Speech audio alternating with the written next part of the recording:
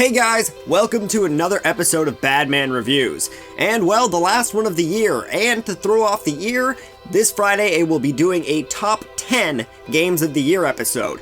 And for this short video that I was going to just throw together for today, I decided to do a quick video on what games I was the most disappointed by. This isn't scripted at all, it's kind of just thrown out there, and they aren't in order at all. There's no specific order on how these are going to go about.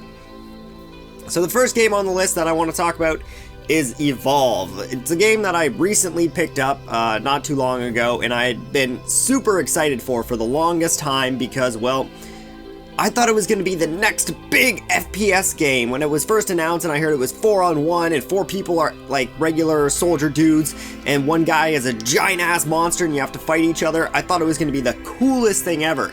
And then things started happening. DLC started being priority and so much stuff was going on and it was really just overwhelming for me. And it was like, why are there 20 DLCs for this and that and this and that? And it's, so I stayed away from it for a long time. And well, I finally did pick it up. It was on sale for $9. So I did pick it up and I have to say, it was worth the $9, but anyone who paid $60 for it, I'm very sorry for you.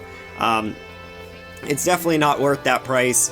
And with all of the DLC, all the extra monsters and stuff that you can get through DLC, really makes the game feel pay to win, which does suck. But what can you do?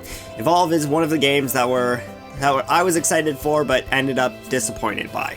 Up next is Amiibo Festival. I did a review on it saying, yeah, it's an okay game, and it really is an okay game. Me and my girlfriend were excited for it. She loves Amiibos, actually, yes, and she really loves Animal Crossing, so we were excited to be able to play it, and she got it the day it was released, but she loves it, and I like it. I enjoy playing it with her, but it's not what I expected. I was hoping for some kind of Mario Party-esque idea to it, where there'd be mini games or at least something you can do.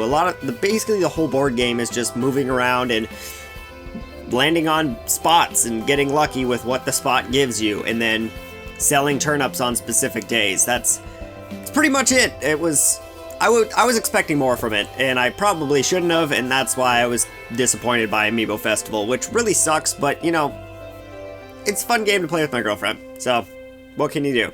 Up next is Battlefront, which stems exactly from the Evolve. There was a lot of DLC for this game, there is a lot more for it, and it is a $40 season pass, which these season passes are just getting more and more expensive. They're almost as expensive as the game now, which is ridiculous.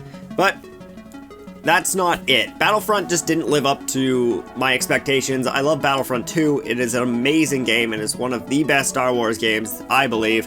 And EA's Battlefront just didn't live up to it. It's not that good of a shooter. The spawn system in it is horrible. You can find videos online of just people spawn killing people. Like literally killing people and then having people spawn directly where you just killed someone.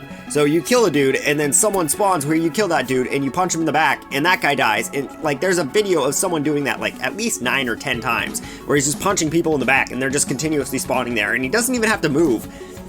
The spawn system in that game is garbage. It's not that good of a game. It's really not. It's basically Battlefront with a nice Star Wars skin on it. And some Star Wars aspects to it, but we lost a lot of the fun stuff from Battlefront. We lost a lot of the fun stuff from Battlefront 2, like being able to pick multiple different classes and the robots and so much good stuff. The Conquest mode, I miss it. I miss it so much. And well, that's why I'm disappointed by Battlefront. Hopefully maybe when they release Battlefront 2, which is weird because there's already Battlefront 2, maybe when EA releases their Battlefront 2, it'll actually be a good game. But who knows, maybe they'll never release another one, and I'll be happy with that. Next is a game I didn't expect to see on this list. I haven't played it really too much, but I know a lot of people have, and I'm really disappointed by what I've heard from it, which is Mario Tennis, the new one that came out for Wii U. First off, I'm surprised that there was never a Mario Tennis that came out for the Wii. The game, that system was like designed for Mario Tennis and it just never happened. But one was finally erased for the Wii U, and there's a lot scrapped from it. There's a lot that there's a lot of stuff from the old GameCube games and the other ones that just aren't in this one. That's my phone, sorry. That just aren't in this one. Like, basically, there's not many maps, there's not many special designed maps, there's not a lot of new characters, there's a lot of just things scrapped from the game that make it feel really bare bones and just quickly thrown together to put on the Wii U. And that's surprising coming from a Nintendo, seeing as every game they've put out recently has just been spot on, like, bang! Boom!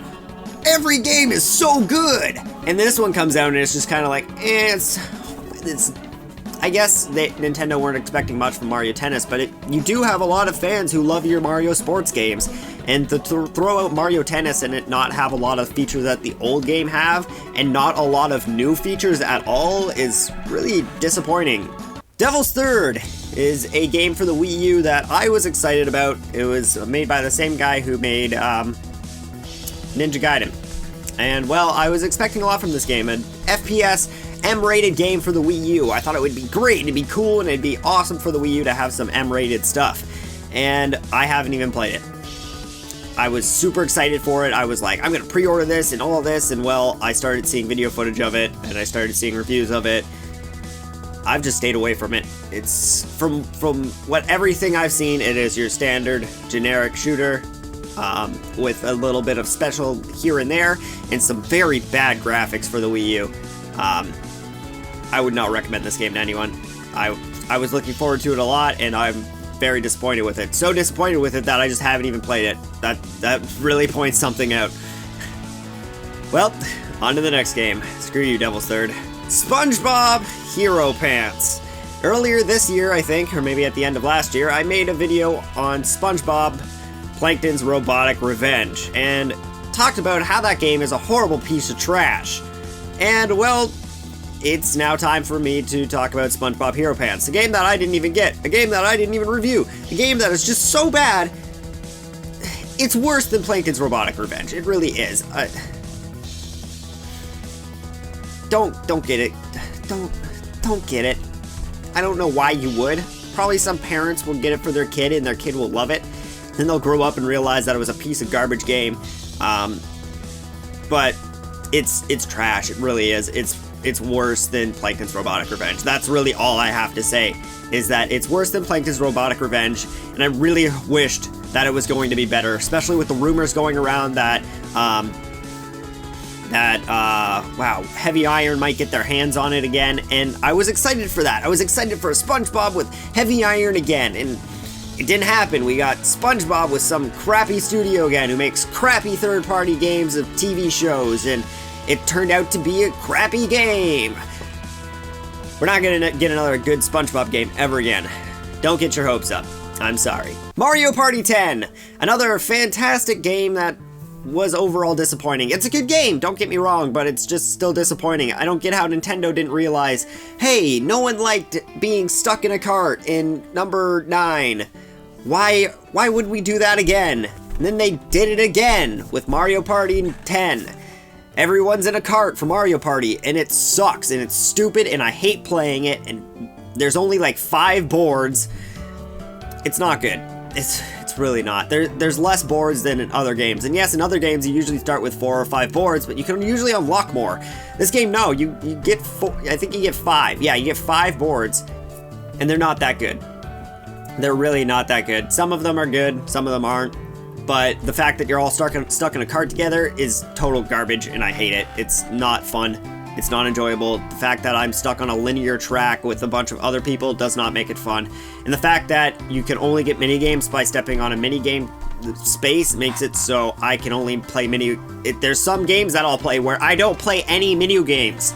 What is Mario Party when you don't play minigames? I don't get it. On the other hand, Bowser Party is really fun, but it's really unfair, and Bowser will win about 80 to 90% of the time.